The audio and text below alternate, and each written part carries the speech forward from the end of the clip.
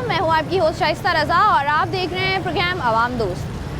आज के election special programme में जो हल्का हम लोग कवर कर रहे हैं वो है नेशनल असम्बली का 237। यहाँ से हम लोग देख रहे हैं कि तमाम ही पार्टीज़ के कैंडिडेट्स जो हैं वो इलेक्शन में खड़े हो रहे हैं। इलेक्शन कैंपेन का बाकायदा तौर पर जो है वो आगाज़ हो गया है। यहाँ पर अगर इसकी आबादी की बात करूँ मैं आपसे तो तकरीबन यहाँ पर 10 लाख के करीब आबादी है, जिसके अंदर वोटर्स की तादाद जो है वो तकरीबन 4 लाख। NA 237 ये जो हल्का है इसके अंदर कौन कौन से इलाके आते हैं? अगर उन इलाकों की बात करूं तो कराची के बहुत से ऐसे फेमस इलाके हैं जिनके बारे में हम सब लोग जानते हैं, वो इस हल्के में आते हैं, जिनमें शामिल है सबसे पहले तारिक रोड के साथ साथ PCHS एक बहुत ही मशहूर इलाका है। उसके बाद लाइन्स एरिया है जो अपने आप में ही एक बिल्कुल ही अलग इलाका है। इसके साथ साथ अख्तर कॉलोनी हो गया, मंजूर कॉलोनी हो गया, महमूदाबाद हो गया, ये सारे इलाके ऐसे हैं जो कि NA 237 के अंदर आते हैं। यहाँ पर हम लोग देखते हैं कि कराची के मुख्तलिफ इलाकों में जितने मसाइल हैं यहाँ पर भी उतने ही मसाइल हैं, जिनमें पानी, बिजली, गैस, सीवरेज, इंफ्रास्ट्रक्चर, ये तमाम मसाइल हैं। लेकिन जो मसला यहाँ पर सबसे ज़्यादा संगीन है वो है मंशियात का। अवामी राय क्या है, यहाँ की आवाम क्या कहती है, क्या मसाइल हैं उनके, और क्या लगता है कि 8 फरवरी को होने वाले इंतखाबात में कौन सी पार्टी यहाँ से मार्का मारेगी, ये जानते हैं आवाम दोस्त से। मैं इस वक्त मौजूद हूँ कराची के इलाके मंजूर कॉलोनी में। यहाँ की जो आवाम है उनसे बात करते हैं। अस्सलाम वालेकुम। वालेकुम सलाम। मुझे बताइएगा सर, कैसे हैं आप? शुक्र अल्हम्दुलिल्लाह। क्या मसाइल हैं इलाके के? यहाँ पर गैस का बहुत मसला चल रहा है, और भी तो कोई रोड मोडेज का भी कोई सिस्टम ही नहीं है। ठीक है, और क्या मसाइल हैं? बस यही तो मसाले तो चल रहा है ना, मुल्क हालात इसी तरह है। मुझे बताइए, इलेक्शन होने वाला है, उम्मीदवार आते हैं इलाके में, आए हैं वोट मांगने के लिए?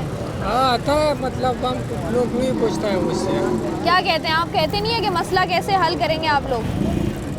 जिस तरह चाहिए मोहल्ले वाला लोग पूछ के हम उसी पे चीज़ कर रहा है। वोट किसको देना है? जिसका नाम लेने पर पाबंदी है, खान को वोट देना है जी। ठीक है, अस्सलाम वालेकुम। वालेकुम सलाम। सर, वोट किसका है इस बार? खान साहब का। वजह क्या है सर? खान साहब ही हैं जो इंशाल्लाह इस मुल्क की तकदीर को संभालें, और पाकिस्तान के अवाम के दिलों में वो बसते भी हैं। और सबसे बड़ी बात है, मैं मुसलमान हूँ। जब उन्होंने अक़वाम मुत्तहिदा में कहा कि जब मोहम्मद सल्लल्लाहु अलैहि वसल्लम के बारे में आप कुछ गलत करते हैं तो हमें दिल की तकलीफ़ होती है, और दिल का दर्द जो होता है वो हमें सबसे ज़्यादा दर्दनाक होता है। हमारे लिए यही बहुत है इंशाल्लाह। मुझे बताएं, मंशियात के हवाले से इलाके में मसाइल हैं? मंशात तो खुले आम है, यहाँ पर गोड से मिलती है, सबको पता है। तो जो उनका हल्का अपना है उधर से मंशात सबसे ज़्यादा बिकती है। तो इस दफ़ा वोट फिर किसको दे रहे हैं? हम देख वोट रहे तो हम किसी को नहीं देंगे। गुस्से में गैस नहीं है, बिजली नहीं है। अभी उसके लिए फ्रूट वाले के पास कोका लेके, मैंने बोला कोका देना, खाना बनाता है, बोलते नहीं है। क्या लेने आई है?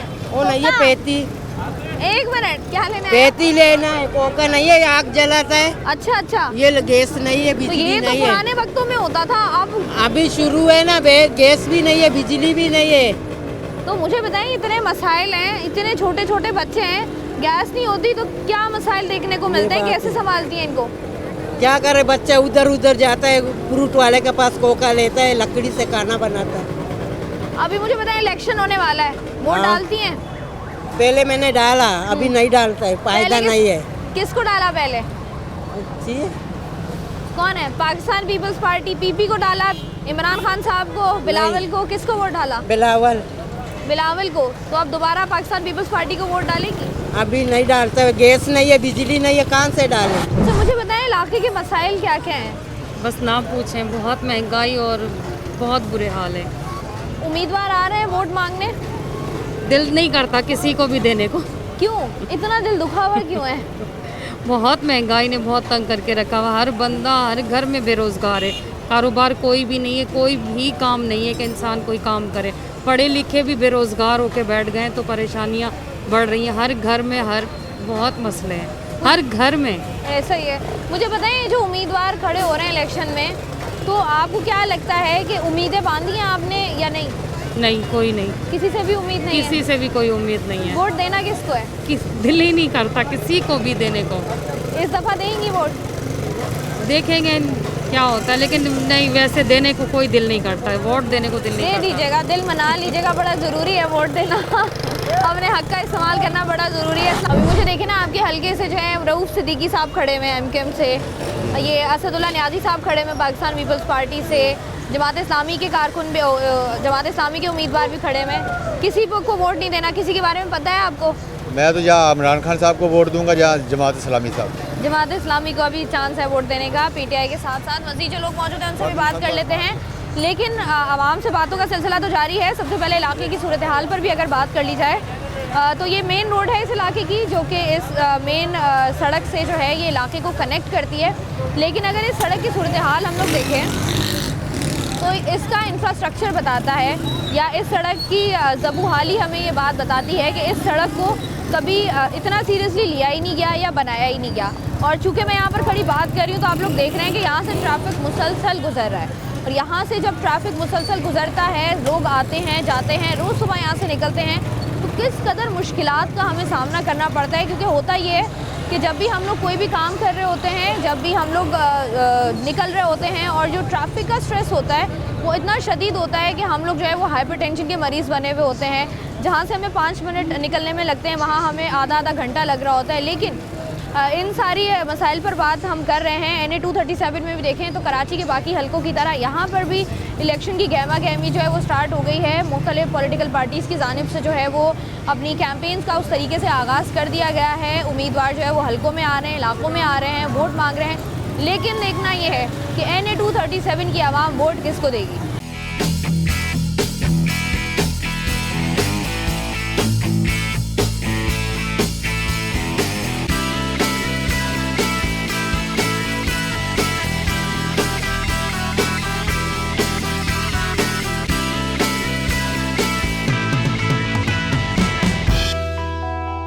आवाम से हम लोग बात कर रहे हैं, आवाम की मजीद राय लेते हैं। अस्सलाम वालेकुम। वालेकुम सलाम।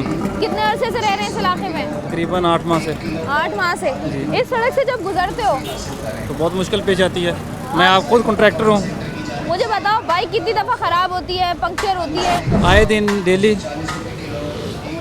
ये बात की है कभी किसी से? हमने बात किससे करनी है, हम खुद कॉन्ट्रैक्टर लोग हैं, ये रोड का काम करते हैं। तो मुझे बताओ इस रोड के साथ क्या मसला है? रोड पे नाकस मटेरियल डाला हुआ है, जिसकी वजह से ये रोड ख़त्म हो गया। मुझे बताओ वोट किसका है इस बार? वोट नून लीग का इंशाल्लाह। इंशाल्लाह जी। वजह क्या है? वजह ये है कि वो कंस्ट्रक्शन लैंड और इंडस्ट्रियल एरिया को तरजीह देते हैं। ये कट्टे बच्चे नहीं पालते, ना मुर्गियाँ देते हैं वो। अच्छा जी, सही है जी। तो आपको लगता है कि नवाज शरीफ साहब आते हैं, इंशाल्लाह हालात बेहतर होंगे? इंशाल्लाह। ठीक है जी। अस्सलाम वालेकुम सर। सर वोट किसका है इस बार? Vote Pakistan people party. PP का वोट है। वजह क्या है सर? जी, वजह क्या है इसकी? वो ये है, पाकिस्तान का खिदमत किया है, जुल्फ़िकार अली भुट्टो ने पाकिस्तान का खिदमत किया है। ठीक है, मुझे बताएं इलाके की अगर बात करें जी, इलाके में क्या क्या मसाइल है? इलाके में मैं गिलगित बल्तिस्तान का हूँ। इलाके का कोई भी इतना बड़ा मसाइल नहीं है जो सर इलाके का सबसे बड़ा मसला हुकूमत हल कर सकती है। आपको लगता है कि पाकिस्तान पीपल्स पार्टी मसाइल को हल कर हाँ देगी? बिल्कुल, पाकिस्तान पीपल पार्टी को वोट देंगे। वोट रजिस्टर कराया है अपना? नहीं, वजह क्या है? मेरी मर्जी। क्यों वोट नहीं देना? वजह क्या है? तो वैसे नहीं देना। मतलब ऐसे क्या कि मायूसी है नहीं देना, या वैसे ही बस नहीं देना? देना ही नहीं है बस। वजह क्या है? कोई वजह तो बताओ, एक वैसे सॉलिड नहीं वजह। देना, जिसको देते हैं वो खाता है हमें। तो अभी ये जो उम्मीदवार खड़े हुए हैं इनमें से एक भी अच्छा नहीं लग रहा। नहीं अच्छा लगा। वोट मांगने आ रहे हैं इलाके में, अरे क्या कह रहे हैं? बोले वोट दो। फिर वोट क्यों दे जब हमारा काम ही नहीं हो रहा? तो वो बताते नहीं है कि हम ये करेंगे ये करेंगे ये करेंगे, ये जिसको दो वो भाग जाता है। कोई दुबई जा रहा है, कोई कहाँ जा रहा है, कोई कहाँ जा रहा है। नहीं? हम वहीं के वहीं हैं। अच्छा, चाहते क्या हो तुम कि अगर कोई उम्मीदवार आए अच्छा उम्मीदवार, तो तुम्हारी अच्छे की डेफिनेशन क्या है कि उसके वो क्या करना चाहिए उस उम्मीदवार को? उसको सियासी निज़ाम कर दे पाकिस्तान को, बस ये चाहिए। क्या चाहिए? सियासी निज़ाम कर दे पाकिस्तान को, करप्शन खत्म हो। हाँ। सर इलाके में कौन कौन से काम हैं, कौन कौन से मसाइल हैं जो आपको लगता है बेहतर होने चाहिए, वो मसाइल ख़त्म होने चाहिए अब? देखिए मसाइल तो बहुत सारे हैं। गैस नहीं आती, बिजली चली जाती है, तो मुझे नहीं लगता कोई मसाइल को हल कर सकता है। सियासी जमातें तो नहीं कर सकती। तो मुझे बताएं सर, हम जब बात करते हैं लोग इतने मायूस क्यों नज़र आते हैं? सियासी जमातें में दम ही कौन कर सकता है, मुझे बताएं, आप बताएं। इतने उम्मीदवार हैं, हम देखें हर सियासी पार्टी में अच्छे लोग भी होते हैं, बुरे लोग भी होते हैं, तो उम्मीदवार भी तो जो आपके हल्के से खड़ा हो रहा है, तो उसके बारे में आपको लगता नहीं है जानने की ज़रूरत है, पता हो कि ये उम्मीदवार जो है ये केपेबल है कि नहीं है, कर सकता है कि नहीं कर जो सकता? उम्मीदवार खड़े हैं ना, मैं उन सबको जानता हूँ, अच्छी तरह जानता हूँ, सारे लुटेरे हैं। सबके सब मैं तो वोट नहीं डालूंगा, कंफर्म बात है। कंफर्म? ये आपने अभी सोचा मैं है? वोट नहीं डालूंगा, मैं बता रहा हूँ आपको। सियासत पे बात होती है? नहीं, सियासत तो आपको पता है हमारा बेहतरीन मशगला है, ऐसा हो ही नहीं सकता उससे बात ना होती हो। बेकार है। बेकार है? क्यों सर? नहीं, फजूल है ये, किसी काम के नहीं। मुझे बताएं वोट किसको देना है आपने? पाकिस्तान के सियासत बेकार हो गई तो इसमें बहस करना बेकार है। अच्छा, मतलब आपको लगता है पाकिस्तानी सियासत में अब कुछ नहीं रखा? कुछ नहीं रहता। वोट किसको देंगे? वोट किसको देंगे? सारे के सारे चोर है, किसको देंगे? फिर भी सोचना तो पड़ेगा ना नहीं, सर। बेकार है। वोट जाया मत कीजिएगा सर। देखें वो एंड टाइम पे सोचेंगे, उस वक्त एंड सोचेंगे टाइम पे सोचेंगे। क्या? नहीं, एंड टाइम पे सोचेंगे। एंड टाइम पे सोचेंगे। अस्सलाम वालेकुम सर। वोट किसका है सर? इमरान खान बल्ले का है। बल्ले का वोट? बल्ला तो चला गया सर। बल्ला चला गया, बल्ले वाला तो है ना। तो मुझे बताएं, आपको आपके इलाके से जो बंदा पीटीआई की टिकट पर इलेक्शन लड़ रहा है जी, आपको पता है उसका इंतखाबी निशान क्या है? उसका इंतखाबी निशान है बैंगन। बैंगन? अच्छा, तो आपने बैंगन को वोट देना है? बिल्कुल बैंगन। बैंगन तो नहीं है। बैंगन नहीं। आपको लगता है कि ये जब उम्मीदवार आते हैं वोट मांगने तब बातें करते हैं, जब जैसे ही जीत जाते हैं उसके बाद नजर ही नहीं आते सर हल्के में? कितनी सच्चाई है इसमें? जमात इस्लामी तो जब नहीं होती हुकूमत में तब भी काम कर रही होती है। तो आपको लगता है जमात इस्लामी मुल्क के लिए, आपके इलाके के लिए बेहतर है? जी ठीक है जी। आवाम से हम लोग राय ले रहे थे कि आवाम की क्या राय है और आवाम क्या कहती है। आवाम की राय हम सब ने जान ली, मसाइल हमें इलाके के पता चल गए। अब चलते हैं उन उम्मीदवारों के पास जो कि इस हल्के से खड़े हो रहे हैं और वो क्या सोचते हैं, उनका क्या मंशूर है, वो किस तरीके से इलाके के हालात को बेहतर करेंगे और क्या वो जानते हैं कि जिस हल्के से वो इलेक्शन लड़ रहे हैं उस हल्के में मसाइल क्या हैं।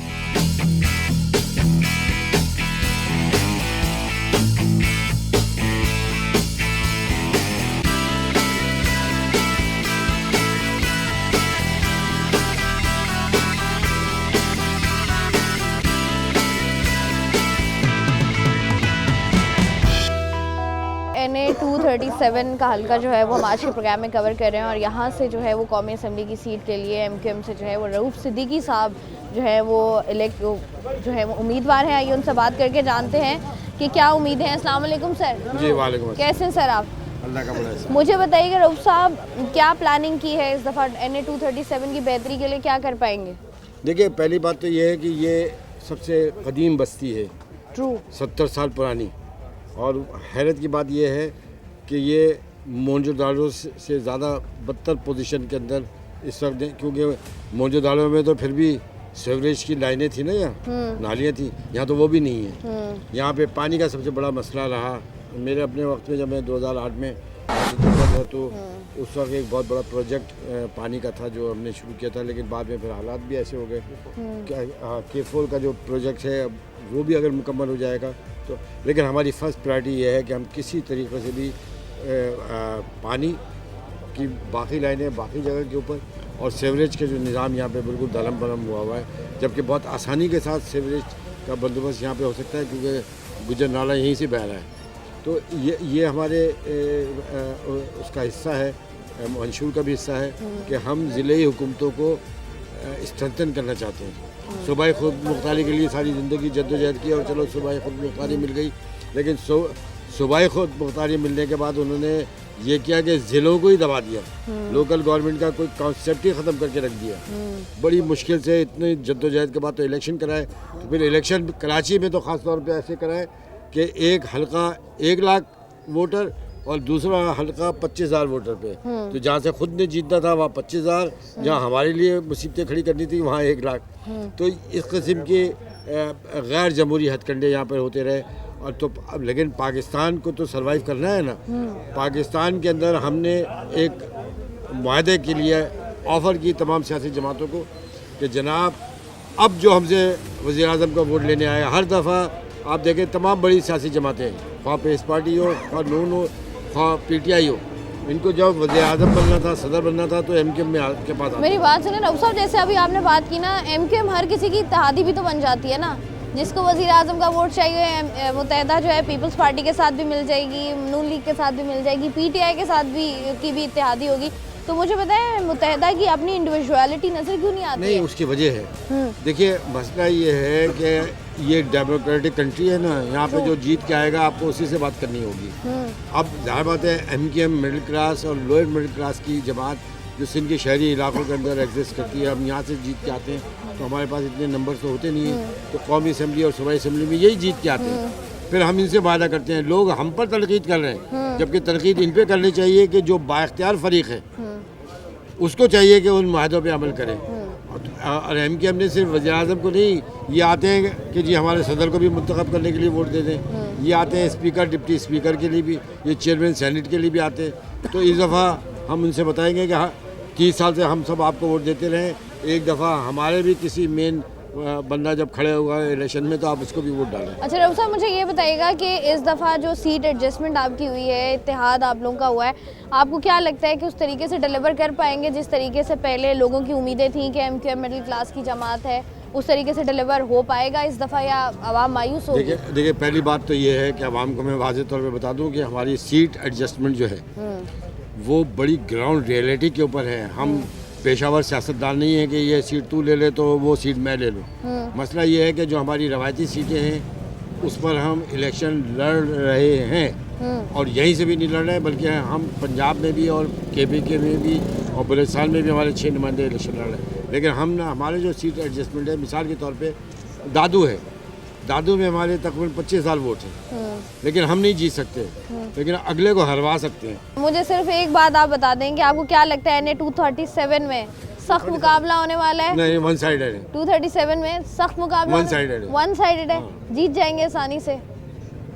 वन साइडेड किसके लिए, आपके लिए कि दूसरी जमात के लिए? हमारे लिए है, हमारे लिए। आपको पता है हमारा जो हमने मैदान में टीम उतारी हुई है, हाँ। हमारे वो कहाँ है यार, वो अपने रफ़ीक अजमेरी भाई, हाँ। रफ़ीक भाई कहाँ है? रफ़ीक भाई को बुलाओ, इधर आए। आप देखें ये हमारे सेक्टर इंचार्ज हैं, ठीक है, दुआएं ये कर रहे हैं, वजीफे ये कर रहे हैं, तो किसी अब का बात रऊफ साहब, अब बात वजीफों और दुआओं पर आ गई है। नहीं, वजह ये है कि हम रूहानियत की भी, अल्लाह की मदद की भी कायल है ना, तो हमने अपने सेक्रेटरी इंचार्ज को रखा है। आपने सेक्रेटरी इंचार्ज। आखिर में ये बताएं कि आप आवाम के बीच में ही रहेंगे 5 साल, मतलब जब भी हमारा दिल करे हम चक्कर लगाएं, ये ना पता चले रऊफ साहब USA में, रऊफ साहब ग्रीस में है, ऐसा तो नहीं होगा? अच्छा, आपको ज़रा मज़े की बात बता दूं कि जब हम MKM के ऊपर मुश्किल वक्त आया ना, गुज़िश्ता 7 वर्षों से, तो मुझ पर 32 मुकदमात बना दिए थे, ठीक है, और 32 मुकदमात बनाया, और फिर मुझे कहा गया था कि आप बाहर जाना चाहते हैं, आप मदीना मुनव्वरा जा रहे हैं, तो आप चले जाइए, हमें अच्छा नहीं लगता डॉक्टर साहब कि आप पेशियाँ भुगतने के लिए आ रहे हैं, क्योंकि सियासी मुकदमात थे, झूठे बेबुनियाद थे, तो आप वहाँ पर चले जाएँ। उस वक्त तो मैं जा रहा था, मैंने कहा रोक न दें। जब मैं मदीना से वापस आया तो फिर मुझे कहा कि आप क्यों आ गए वापस? मैंने कहा बात यह है, मैं आवाम को छोड़ के नहीं जा सकता, किसी सूरत में नहीं जा सकता, मैं वो तमाम अरसे यही रहा, और 32 मुकदमात खुद लड़ता रहा, और बाकायदा बाइज़्ज़त बरी किए गए इन मुकदमात में। लेकिन मैं आपको साथ साथ एक बहुत ब्रेकिंग न्यूज़ भी दे दूं, मुझे ये कहा गया था, मुझे एक ऑफ़र की गई थी कि आप वादा माफ़ गवाह बन जाइए, आपके सारे मुकदमात हम ख़त्म कर देंगे, और आपको क्या चाहिए? ओह, ये वादा माफ़ गवाह कौन से केस में बन रहे थे आप? नहीं, मुझे कहा गया था, और ये कहा गया था आसिफ जरदारी साहब के लिए कि इनके लिए बन जाए, कि इन्होंने दबाव डाला। मैंने कहा कि बात उन्होंने दबाव नहीं डाला, ये तो मेरी अपनी तौहीन है कि मुझ पर कोई दबाव डाले और मैं करूँ। मैं किसी के दबाव में क्या होऊंगा? मैं किसी को खाता वाता थोड़ी हूँ, और हम MKM के मिनिस्टर, हम किसी के दबाव में नहीं आते। ये ब्रेकिंग न्यूज़ दे रहा हूँ मैं आपको। बहुत शुक्रिया जी। और अगर किसी ने तरदीद की तो मैं इसके नाम भी ले लूँगा कि किसने कहा था। नाम ले लें अभी? नहीं, आप रहने दें, बाकियों के लिए भी तो रखूँ ना कुछ। ठीक है, बहुत शुक्रिया। NA 237 से MKM के रऊफ सिद्दीकी साहब जो हैं वो इस दफ़ा उम्मीदवार हैं, और वो काफ़ी पुरुम्मीद भी हैं कि महमूदाबाद के या NA 237 की कॉन्स्टिट्यूंसी जो है, इसके जितने भी मसाइल है उसको हल करने की कोशिश करेंगे। आइंदा 5 सालों में जो है वो हल्के में ही हमें नज़र आएंगे, और बेहतरी की तरफ जो है वो गामज़न रहेंगे।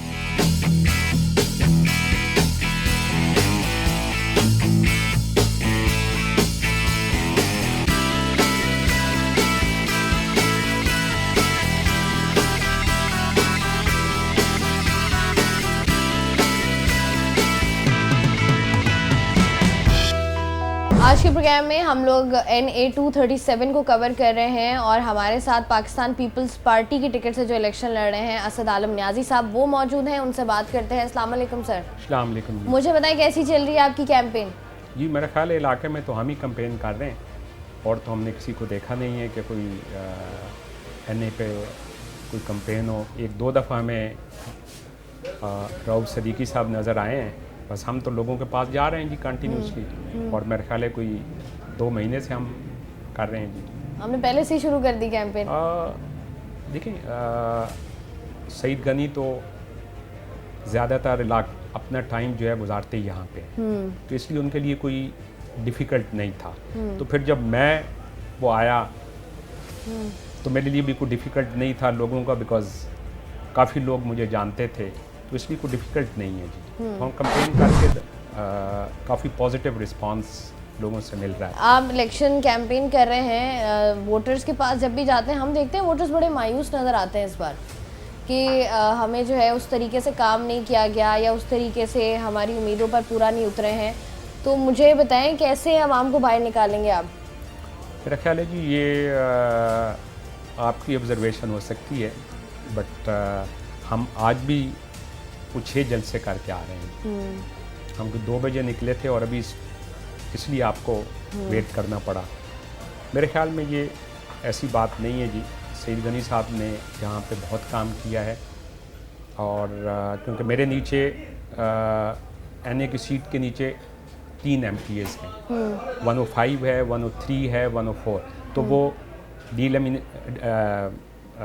जो हल्का बंदीज हुई हैं तो इसके अंदर कुछ जो इलाका एरियाज़ थे वो सईद गनी से कट के दूसरे उसमें चले गए, बट दे आर अंडर मी।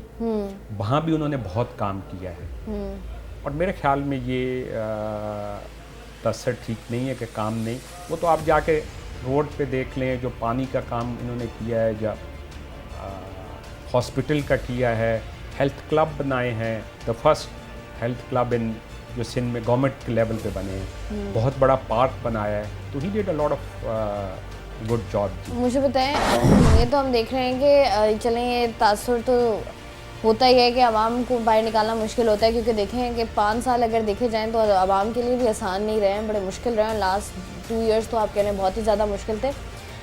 रऊफ़ सिद्दीकी साहब हैं आपके साथ मुकाबले में, क्या लगता है आपको? रऊफ़ सिद्दीकी साहब पुराना नाम, बड़ा नाम, लोग जानते हैं, पहचान है, फ़ैन फॉलोइंग है, लगता है आराम से सीट निकाल लेंगे या? नहीं, मेरा ख्याल है जी सीट वो नहीं निकाल सकेंगे, बिकॉज़ नाम जितना बड़ा हो वो ठीक है, लेकिन वो इस हलके में को मेरे ख्याल है 7 साल के बाद अभी इस हलके में आए हैं, तो उनके लिए बहुत बहुत ये मुश्किल होगा। और जहाँ हम जा रहे हैं आवाम से, क्योंकि हमने काम किया है, आवाम का बहुत बहुत पॉजिटिव रिस्पांस है और हम इंशाल्लाह जो बिलावल साहब ने अपना अभी तक किसी पार्टी ने कोई मैनिफेस्टो नहीं दिया, जो उन्होंने दिया है और वो उन्होंने जो मैनिफेस्टो के अंदर वो सिर्फ गरीब आवाम के लिए ही हमेशा बात की है। तो उसके बेस के ऊपर जब हम लोगों के पास जा रहे हैं तो हम कोई गलत वादे कभी नहीं करेंगे जी। जो हम बात करेंगे वो करके दिखाएंगे उनको। अच्छा, ये तो बात हो गई कि आप मुझे बताएं कि आपने इलाके में घूमे, आपने आवाम से राय ली, वोटर्स बहुत बड़ा हाथ होता है वोटर्स का ही जिताने में या हरवाने में। मुझे बताएं क्या लगता है अगर आप नेशनल असम्बली की सीट जीत जाते हैं, किन किन कामों पर फोकस करेंगे? आपको क्या लगता है कहाँ कहाँ बेहतरी की गुंजाइश है? देखें जी, यहाँ पे जो इस इलाके में सबसे बड़ा मसाइल है वो गैस का है और बिजली का है। कुछ चीज़ें ऐसी हैं जो कि प्रोविंस के लेवल पे होती हैं, कुछ चीज़ें हैं जो वफाक के उस पे होती हैं। तो ये जो दोनों सब्जेक्ट हैं ये वफाक के वो हैं। तो मैं इंशाल्लाह जी इन 2 प्रोजेक्ट के ऊपर बहुत ये काम करूँगा और लोगों को रोज़गार वो देने के लिए। उसके बाद एक बड़ा इम्पोर्टेंट चीज़ है, यहाँ पे जो टेक्निकल कॉलेज की वो बात कर रहे थे, this is a state of the art college जो कि जर्मनी के साथ रिकग्नाइज्ड हुआ है। हम एक सिस्टम बनाएंगे जी कि लोगों को अवेयरनेस देंगे कि ये जो उनको सर्टिफिकेट यहाँ से मिलेगा वो जॉब के लिए अप्लाई कर सकें। इंटरनेशनली जॉब के लिए, बिकॉज बहुत से लोगों को इसका पता ही नहीं होता कि जी कोई वैकेंसीज वो अखबार में आए हैं, सारे तो नहीं पढ़ते हैं ना जी। तो हम इंशाल्लाह, मेरे जहन में ये बात है कि हम इसके लोगों को इसकी अवेयरनेस देंगे, और अगर 10 घरों में से कोई एक बच्चा भी चला जाता है तो I think it's a big thing, और वो फिर 2-3 को और साथ ले जाएगा जी। मतलब आप चाहते हैं कि आवाम पढ़ लिख कर नौजवान बाहर चले जाएं, सिंध में कोई ना रहे? नहीं जी, देखें, बाहर जाने का सिंध में बिल्कुल रहें जी, लेकिन अगर एक घर की फैमिली का बंदा बाहर चला जाता है तो उससे पाकिस्तान को 2 फ़ायदे हैं। एक तो उसकी फैमिली को फ़ायदा है, दूसरा आपको बाहर से ज़र मुबादला तो उसमें आ रहा है। तो ये बात बिल्कुल बहुत गलत होती है कि जी जो लोग पाकिस्तान से छोड़ के जा रहे हैं ये वो है, मेरा ख्याल ऐसी बात नहीं। पाकिस्तान में ज़रूर रहें, यहाँ भी इंशाल्लाह जॉब क्रिएट होंगे। मुझे अच्छा लास्ट में ये भी बता दीजिएगा न्याजी साहब कि हम ये देखते हैं कि जब इलेक्शंस आते हैं तब तो हमें उम्मीदवार सड़कों पर नज़र आते हैं, घर घर जाते भी हैं, वोट भी मांगते हैं, सुहाने सुनहरे ख्वाब भी दिखाते हैं। इलेक्शन हो गया उसके बाद नज़र नहीं आएंगे। मतलब ऐसा तो नहीं होगा न्याजी साहब को लोग ढूंढ रहे हैं, न्याजी साहब कहाँ हैं, न्याजी साहब जर्मनी में बैठे हो? नहीं, ये मेरा आपसे अपनी नौकरी एक के वादा लिए बाहर गए हो। ये मेरा एक वादा है कि आप बाद में आके अगर मुझे, ये अवाम ने वोट उनका हक है, और वो हक जो है वो हमारे पास अमानत है, और वो अगर आप देखेंगे कि मैं मोस्टली इस हलके में ऑलरेडी मैं को 2-3 दफ्तर बना रहा हूँ, यहाँ पे इंशाल्लाह मैं 8-10 दिन के बाद एक दिन ज़रूर सारा दिन गुजारूँगा। पक्की बात है। या आप जितने भी आप कह लेंगे हमारी आपकी कॉन्स्टिट्यूंसी की आवाम है, उससे वादा करते हैं कि एटलीस्ट 7 में से 1 दिन तो आप गुजार ही लेंगे अपने हलके में। ये ना हो कि इस्लामाबाद टिकट करा के जाना पड़े मसला लेके अपना। पक्की बात है? पक्की बात है। ठीक है जी। और रऊफ सिद्दीकी साहब से आपको नहीं लग रहा कि कोई टफ कंपटीशन है? उसके अलावा पीटीआई की बात करें, जमात इस्लामी की बात करें, इलेक्शन होता है, but the response which I am getting from the people it's very positive.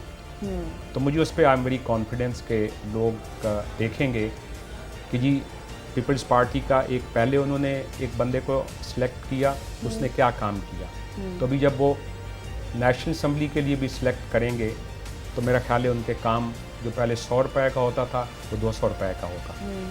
Budget approve हो जाएंगे, आसानी हो जाएगी इंशाल्लाह। चलें जी, होप फॉर द बेस्ट। हमारे साथ जो है वो असद आलम न्याजी साहब मौजूद थे, जो कि पाकिस्तान पीपल्स पार्टी की सीट से, नेशनल असम्बली की सीट है जिससे वो इलेक्शन लड़ेंगे, और रऊफ सिद्दीकी साहब भी हैं इनके साथ, जो कि काफ़ी कॉन्फिडेंट नज़र आते हैं। उसके बाद न्याजी साहब भी काफ़ी कॉन्फिडेंट नज़र आते हैं। इलाके को बहुत ज़्यादा हल्के की अगर बात की जाए तो अपने आप में ही बहुत बड़ा हल्का है और ज़रूरत होती है। और अगर कराची की स्पेशली बात की जाए तो कराची में कोई इलाका ऐसा नहीं है जिसमें आप ये कह लें कि बेहतरी की गुंजाइश नहीं है, क्योंकि हर जगह पर बहुत सारी चीज़ें ऐसी हैं जिनको बहुत बेहतर होना चाहिए, वो उस तरीके से बेहतर नहीं हो पाई हैं। 5 साल बाद इलेक्शंस आते हैं तो लोगों की वो जो उम्मीदें होती हैं वो दोबारा से अपने जितने भी कैंडिडेट्स होते हैं उनसे बांध लेते हैं, चाहे वो पाकिस्तान पीपल्स पार्टी हो, चाहे वो पीटीआई हो, टीएलपी हो, जमात इस्लामी हो, मुस्लिम लीग नून हो कि या आज़ाद उम्मीदवार हो, कि अगर कोई नया चेहरा आता है तो हो सकता है कि ये हमारी तवक्कुआत पर पूरा उतरे। लेकिन कभी कभी ऐसा होता है कि आवाम मायूस होती है, लेकिन कुछ हल्के के आवाम ऐसे भी होते हैं जिनके कैंडिडेट्स बड़े अच्छे होते हैं और वहाँ पर काम होता हुआ हमें दिखता भी है, और 5 साल तक वो हमें उन हल्कों पर जो है वो हमें नज़र भी आ रहे होते हैं। आज के प्रोग्राम में हमने जो हल्का कवर किया वो है NA 237, और हम देखते हैं कि ये अपने आप में ही एक बहुत बड़ा हल्का है, क्योंकि यहाँ पर बहुत सारे लोग रहते हैं। ये वो हल्का है जहाँ पर आपको अपर क्लास भी मिलते हैं, ये वो हल्का है जहाँ पर आपको मिडिल क्लास भी मिलेंगे, और आप ये कह लें कि उस लाइन से नीचे के लोग भी मिलेंगे जो इस इलाके में रहते हैं, जो कि अपनी ज़िंदगी जो है बहुत मुश्किल से गुजार रहे हैं। लगता है ऐसा ही है कि इस दफ़ा बड़ी मुश्किल होने वाली है तमाम उम्मीदवारों को, क्योंकि उनको डोर टू डोर जाके एक तो कैंपेन भी करनी है और उसके बाद उनको आवाम को यकीन दहानी भी करानी है कि अगर वो उम्मीदवार इस हल्के से जीत जाता है तो वो इस हल्के के लिए बेहतर काम करेगा। उम्मीद ये की जा सकती है कि आने वाले दिनों में जब भी सियासी कैंपेन होगी, सियासी शऊर लोगों में आ चुका है, तो लोग जो है वो अपने वोट का सही तरीके से इस्तेमाल करेंगे। मैं हूँ आपकी होस्ट शाइस्ता रज़ा। प्रोग्राम अवाम दोस्त से मुझे दीजिए इजाज़त। अपना ख्याल रखिएगा। अल्लाह हाफ़िज़।